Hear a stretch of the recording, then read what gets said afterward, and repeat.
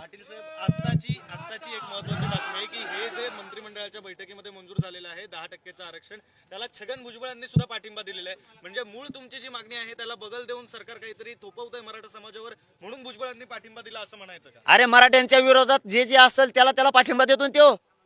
त्याचा दिदारा झाला कशामुळे मग? आणि त्याने अर्धे ओबीसीचं वाटोळं केलं कशामुळं? आता चालता चालता धनगर बांधवाच्या आरक्षणाचं वाटोळं करून गेलाय देऊ. आत्ता तो हायच नास्तिक पहिल्यापासून. तो पाठिंबाच देणार. फक्त मराठ्यांच्या आमदारांनी आणि मंत्र्यांनी याला पाठिंबा देऊ नका. नसता तुम्हाला या आम्ही जी ओबीसीची मागणी केली करोडो मराठ्यांनी, याला सगळ्या आमदारांनी मंत्री महोदयांनी पाठिंबा देणार नसता. उद्यापासून तुम्ही मराठा विरोधी आहेत हे सिद्धच झालं म्हणून समजा. आम्हालाही गरज नाही मग तुमची. तुम्हाला आमच्या पोरांची गरज नाही तर आम्हालाही तुमची गरज नाही.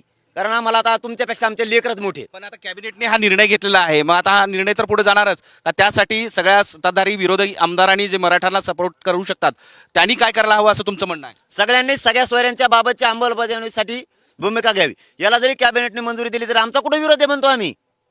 ज्याला घ्यायचं तो घेईल, त्यांनाच लागते 100-150 जणांना, जास्त जणांना गरज नाही त्याची. इकडे 5-6 करोड मराठा एकीकडून आहे. यांना हे टिकणारं पाहिजे, कारण हे राज्यात आणि केंद्रात दोन्हीकडे पूर अधिकारी बांधणार आहेत. इथं हे आरक्षणाचा भरोसा नाही.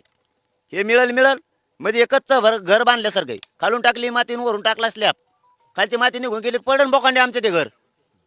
हे असलं खोटे धंदे नको आहेत आम्हाला. तुम्ही ते द्या, ज्याला घ्यायचं घेईल, त्याचं नशीब बघन तो. त्याला काय आम्ही घे नाही सांगितलं. हे आमचं ओबीसीतलं आरक्षण आहे. सगळ्या सोयऱ्याची अंमलबजावणी पाहिजे, याच्यात आमचे पोरं मोठे होणार आहेत. ते सरकार करत नाही, मग आता मुख्यमंत्र्यांवरचा तुमचा विश्वास आहे का? आजची दिवस आम्ही वाट बघणारच आहेत. अधिवेशनात आमच्या सगळ्या सोयऱ्यांचा मुद्दा घेतोत का? उद्याच्याला सगळं डिक्लेअर, आंदोलन डिक्लेअर.